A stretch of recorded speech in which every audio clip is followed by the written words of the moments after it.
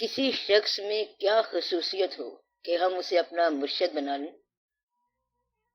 اس کا جواب بالکل ویسے ہی ہے جیسے اس سوال کا ہے کہ اس زمانے میں محبوب کی کیا صفات ہونی چاہیے، تو یہ چاہنے والے پر ڈیپینڈ کرتا ہے۔ اسی طرح مرشد کی صفات جو ہیں وہ ماننے والے پر ڈیپینڈ کرتی ہیں۔ باقی وہ پرانی ساری باتیں جو کتابوں میں لکھی ہوئی ہیں کہ یہ ہونا چاہیے، وہ ہونا چاہیے، ایسا ہونا چاہیے، ویسا ہونا چاہیے، ساری بات ماننے کی ہے۔ مرشد کے ہاں جو سپرداری ہوتی ہے وہ اپنی زندگی کو اللہ کے حوالے کرنے کا مقصد ہوتا ہے۔ یہ کسی انسان کے لیے نہیں بلکہ یہ اپنے اللہ کے لیے ہوتا ہے۔ زندگی کی روٹین سے بعض اوقات نکلنا بڑا مشکل ہوتا ہے، لیکن کسی آواز کی بدولت انسان نکل جاتا ہے، اور وہ آواز ہوتی ہے مرشد کی۔ کیا مرشد روحانی رہنمائی کے لیے ضروری ہے؟ یہ اس لیے ضروری ہے کہ بعض اوقات کچھ الجھنیں ہوتی ہیں، کوئی واقعات ہوتے ہیں، کچھ ناگہانیاں ہیں، کچھ انسان کے باطن کے مسئلے ہیں۔ جس طرح انسان کا ظاہر ہے ویسے ہی باطن ہے، اس لیے یہ ضروری ہوتا ہے، اور اس لیے لوگ کہتے ہیں کہ مرشد کی تلاش کرنی چاہیے، اور دور دور تک تلاش کرنی چاہیے، اور دیر دیر تک تلاش ہونی چاہیے۔ جو بزرگ دنیا میں نہیں ہیں کیا ان سے رابطہ کیا جا سکتا ہے؟ وہ سلسلہ ویسی ہے، آپ وہ نہیں بنا سکتے، بلکہ وہ آپ کو مرید بنا سکتے ہیں۔ وہ چاہیں تو آپ کی زندگی میں دخل دے دیں، اگر وہ دخل دے دیں اور آپ کو اپنا مرید کہہ دیں تو یہ سلسلہ ویسی ہو جائے گا، یہ نسبت ویسی ہو جائے گی، پھر وہ آپ کی گائیڈنگ اسپرٹ، روحانی رہنما ہو جائیں گے، مہربانی کر دیں گے۔ اس سے ہوتا یہ ہے کہ انسان زندگی کے ہنگاموں سے آسانی سے عہدہ برا ہو جاتا ہے۔ ایسا تو خاص الخاص بندوں کے ساتھ ہوتا ہوگا۔ خاص الخاص اصل میں وہی ہوتا ہے جو ماننے والا ہوتا ہے، خاص الخاص بنوانے والا نہیں ہوتا۔ خاص الخاص وہ ہے جس آدمی کے اندر سفر کا جذبہ پیدا ہو جائے، تو رہنما جو ہے وہ اصل میں خاص الخاص یوں ہے کہ وہ جذبہ شوق پیدا کر دے۔ منزل آپ کی اپنی ہے، پھر آپ کی پیشانی اور آپ کے سجدے ہیں سارے، صرف نکارہ بجانے والی بات ہے، خودی خوانی والی بات ہے کہ چلتے چلو اور منزل پر ڈیرا آ جاتا ہے۔ اس زمانے میں ہم کیا کریں جبکہ شر کی قوت بلند ہے اور خیر کی قوت کم ہے؟ اس زمانے میں جس کا آپ ذکر کر رہے ہیں، اس زمانے میں بدی نہ کرنا بھی نیکی ہے، اور یہ ایک فری نیکی ہے۔ بدی کا موقع، بدی کی دعوت ہو، ماحول کا مزاج بدی میں ہو، حالات امکان میں ہو، دعوت عام ہو، اور اگر آپ یہ کہیں کہ معاذ اللہ میں اللہ سے ڈرتا ہوں، تو پھر آپ یہ سمجھ لیں کہ یہ آپ کے لیے نیکی کی انتہا ہوگی۔ یہ پیغمبری مقام بھی ہے۔ جب ایک پیغمبر نے کہا کالا معاذ اللہ، یعنی دعوت عام ہے، دعوت گناہ ہے، اور پیغمبر نے اللہ سے پناہ طلب کر لی۔ اللہ نے آپ لوگوں کو ایک واقعہ بتا دیا ہے کہ اس نے کہا کہ آ جاؤ، تو یوسف علیہ السلام نے کہا کہ میں اللہ سے ڈرتا ہوں۔ تو گویا کہ یوسف علیہ السلام کے سارے واقعے کے اندر پیغمبری واقعہ یہ ہے کہ میں اللہ سے ڈرتا ہوں۔ اس دور میں دعوت گناہ میں جس نے یہ کہہ دیا کہ معاذ اللہ، تو اس پر اللہ کا رحم ہو گیا۔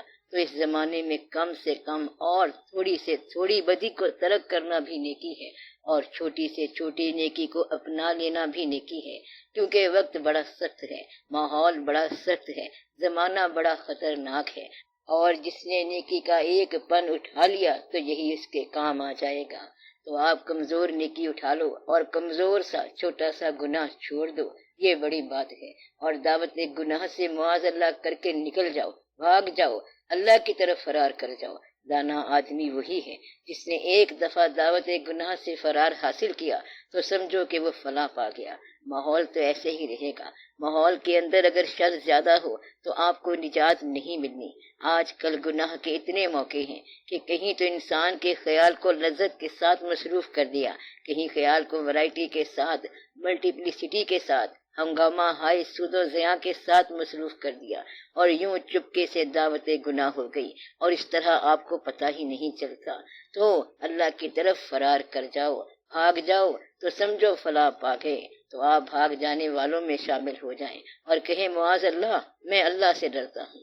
اگر آپ سے اور کچھ نہیں ہوتا تو ایک کام ضرور کرو کہ رات کو سوتے وقت اللہ تعالیٰ سے اپنے گناہوں کی معافی مانگ لیا کرو کہ اے اللہ ہمارے آج کے گناہ معاف فرما، پچھلے گناہ معاف کر دے اور آئندہ گناہوں کو دور کر دے ہم سے، پھر حساب برابر ہو جائے گا۔ کسی بزرگ سے پوچھا گیا کہ یہ کیا روز گناہ اور روز توبہ؟ تو اس بزرگ نے کہا کہ ایسا ہم اس لیے کہتے ہیں کہ توبہ ساتھ ساتھ کرتے جاؤ، تاکہ ایسا نہ ہو کہ کہیں آپ حالت گناہ میں مرے، اگر مرنا ہو تو حالت توبہ میں مرو۔ جو توبہ کر کے مرا وہ پیور ہو کے مرا، اور گناہ کر کے مرا تو ہمیشہ کے لیے گناہ گار ہو کے مرا۔ اس لیے کبھی خدا نخواستہ خیال میں کمزوری آ جائے تو توبہ میں کمزور نہ ہونا، توبہ کا ورد جاری رکھنا، تاکہ موت کے وقت توبہ ہونی چاہیے، کلمہ اور توبہ تو نصیب ہونے چاہیے۔ جب فرشتوں نے اللہ سے کہا کہ انسان کو پیدا نہ کرو کیونکہ یہ خون خرابہ کرے گا، تو کیا فرشتوں کو غیب کا علم تھا؟ اور یہ غیب کیا ہوتا ہے؟ اسی آیت میں یہ مسئلہ حل ہو گیا جس میں اللہ نے کہا کہ میں زمین پر اپنا نائب بنانا چاہتا ہوں، تو فرشتوں نے کہا کہ یہ تو فساد مچائے گا اور خون خرابہ کرے گا۔ اب اللہ نے فرمایا کہ میں جانتا ہوں جو تم نہیں جانتے۔ اس سے ایک بات تو یہ پتہ چلی کہ اگر انسان جنگ کرتا ہے تو یہ فرشتوں کا علم تھا، فرشتوں کا یہی تو الزام تھا اس بارے میں، اور اگر صلح کرتا ہے تو یہ انسان پر اللہ کا اعتماد تھا۔ اب آپ دیکھیں کہ آپ کس حالت میں ہیں، فرشتوں کا اندیشہ یا اللہ کا اعتماد؟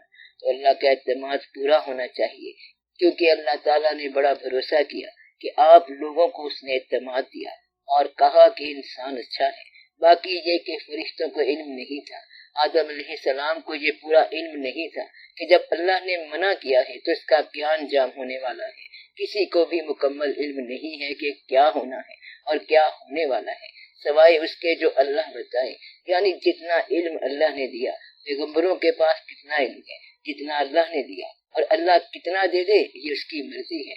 رہا غیب کا مسئلہ تو اللہ کا غیب کوئی نہیں ہے، وہ تو خالق ہے، ہر ایک کا خالق ہے، غیب کا بھی خالق ہے۔ غیب ایک ریلیٹیو ٹرم ہے، ایک قابلی اصطلاح ہے۔ جتنی آپ کے ادراک کی رینج ہے، رسائی ہے، اتنا آپ کا حاضر ہے، اور اس رینج سے آگے جو کچھ ہے وہ غیب ہے۔ معلوم سے پہلے سب غیب ہے، اور معلوم کے بعد علم کا دائرہ ہے۔ ایک شخص کا معلوم دوسرے کے معلوم سے کئی گنا بلکہ 1000 گنا زیادہ ہو سکتا ہے۔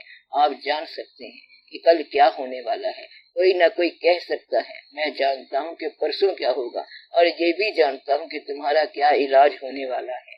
یہ سب کی اپنی اپنی رینج ہے، یہ غیب نہیں ہے، یہ رسائی ہے، اور غیب نہیں ہے۔ غیب جو ہے وہ کوئی اور چیز ہے۔ جہاں آپ نے علم کو چھوڑا اس کے آگے غیب شروع ہو جاتا ہے، اور غیب و حضور کی منزلیں چلتی رہتی ہیں۔ بعض اوقات حاضر جو ہے وہ غیب ہو جاتا ہے، یعنی آپ جس کو جان رہے تھے یک لخت ایک پردہ آیا اور وہ غائب ہو گیا۔ بعض اوقات یادداشت سے چیز نکل گئی تو غائب ہو گئی۔ ایسا ہوتا ہے کہ کسی کی بڑی اچھی یادداشت ہو مگر پھر وہ بھول بھی جاتا ہے، تو وہ ہر چیز غائب ہو جاتی ہے۔ پہلے کیا تھا؟ حاضر، اور اب غائب ہو گیا۔ گویا کہ غیب سے چیزیں حاضر میں ایمرج کرتی رہتی ہیں، اور حاضر سے چیزیں غیب میں داخل ہوتی رہتی ہیں، اور آپ درمیان میں روزانہ نظارہ کرتے رہتے ہیں۔ تو نہ کوئی غیب مطلق ہے اور نہ کوئی حاضر مطلق ہے، یہ آپ کے جاننے کا علم ہے، آپ کے دیکھنے کا نام ہے۔ جس طرح دوسرے خوف ہیں اسی طرح مجھے لوگوں کی تنقید کا بڑا خوف رہتا ہے۔ لوگوں کی تنقید کا خوف شہرت کی تمنا کی سزا ہے۔ اگر شہرت کی تمنا چھوڑ دو تو فیئر آف کریٹیسزم، تنقید کا خوف نکل جائے گا۔ اپنی اصلاح کی اگر تمنا رکھو تو وہ جو کریٹک ہے، تنقید کرنے والا ہے، اسے آپ بڑی قدر کی نگاہ سے دیکھو گے، بلکہ سب سے زیادہ قیمتی آدمی وہی ہوگا جو آپ کا ناقد ہوگا، کیونکہ وہ کہے گا کہ اپنی اصلاح کرو۔ تعریف سننے کی تمنا آپ کو تنقید والے کا خوف دلاتی ہے۔ تعریف سننے کا جذبہ بند کر دو۔ پرانے زمانے کے لوگ تعریف والی جگہ سے بھاگ جایا کرتے تھے۔ سب سے زیادہ کمزور چیز اپنی تعریف سننا ہے، اور سب سے خطرناک چیز ہوتی ہے اپنے منہ سے اپنی تعریف کرنا۔ یہ ایک وبا ہے، اور یہ وبا بہت پھیلی ہوئی ہے۔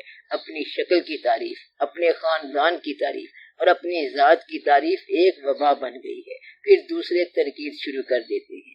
انسان اگر اپنی تعریف سے باہر آ جائے، اپنی تعریف سننا چھوڑ دے تو تنقید اس کے لیے کوئی شے نہیں ہے۔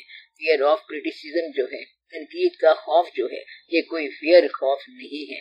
اصل میں تو آپ کو کرٹیسزم، تنقید سننے کی تمنا ہونی چاہیے کہ ہے کوئی بھائی مجھے بتانے والا، مجھ میں اگر خامی ہے تو بتاؤ، پھر وہ آپ کو بتائے گا کہ یہ غلطی ہے، وہ غلطی ہے۔ تو تعریف سننے والے جذبے کی سزا ہے تنقید کا خوف۔ اگر تعریف نکل گئی تو خوف نکل جائے گا۔ تنقید سے نہ بچا کرو بلکہ اسے آنے دو۔ تنقید کرنے والا اصل میں بغیر قیمت لیے آپ کی اصلاح کرتا ہے۔ پرانے لوگ تنقید کرنے والے کو ڈھونڈا کرتے تھے، دشمن کو بھی جا کے ڈھونڈتے تھے، کیونکہ وہ سب سے زیادہ آپ کا قدردان ہے۔ وہ آپ کو بتائے گا کہ آپ کی خامی کہاں پر ہے، یعنی جہاں آپ ولنریبل ہوں گے۔ تو تنقید کرنے والا آپ میں بڑی دلچسپی لیتا ہے، وہ اچھا آدمی ہوتا ہے۔ ایک اور آدمی بھی بڑا اچھا ہوتا ہے، یعنی حاسد، وہ بھی آپ کی خوبیوں کا مترف ہوتا ہے۔ کیا رقیب یہ اس طرح کا فائدہ دے سکتا ہے؟ اصل میں ایک حبیب کو دو چاہنے والے آپس میں رقیب کہلاتے ہیں، اور یہاں ایک راز یہ ہے کہ اگر وہ دونوں چاہنے والے آپس میں رنجش رکھتے ہیں تو دونوں مجاز میں سے گزر رہے ہیں۔ تو ایک محبوب کو پسند کرنے والے دو انسان آپس میں رنجش رکھتے ہیں تو یہ مجاز ہے، اور اگر ایک محبوب کو پسند کرنے والے آپس میں محبت کرنے لگ جائیں تو یہ حقیقت ہوگی۔ مجاز اس وقت حقیقت بنتا ہے جب رقیب جو ہے وہ آپ کا حبیب ہو جائے یا قریب ہو جائے۔ اگر رقیب آپ کا پسندیدہ ہو جائے تو سمجھو کہ مجاز جو ہے وہ حقیقت میں ڈھل گیا ہے، پھر دونوں خوش ہوں گے اور گلے مل رہے ہوں گے، اور جب تک رقیب ناگوار ہو سمجھو کہ آپ مجاز سے گزر رہے ہیں۔ مجاز کو حقیقت بننے کی سند رقیب سے ملتی ہے۔ نادان دوست اور دانا دشمن میں کیا فرق ہے؟ نادان دوست مفروضہ بیان کرتا ہے، اس سے اس لیے بچو کہ وہ آپ کا امپریشن، تاثر خراب کرتا ہے اور آپ کے بارے میں غلط اطلاعات دیتا ہے۔ اس لیے کہتے ہیں کہ نادان دوست سے دانا دشمن بہتر ہے۔ دانا دشمن دو کام کرتا ہے، آپ کی قوت کا تعارف جانتا ہے اور آپ کی کمزوری کا تعارف جانتا ہے۔ نادان دوست کیوں برا ہوتا ہے؟ کیونکہ وہ آپ کو غلط متعارف کراتا ہے۔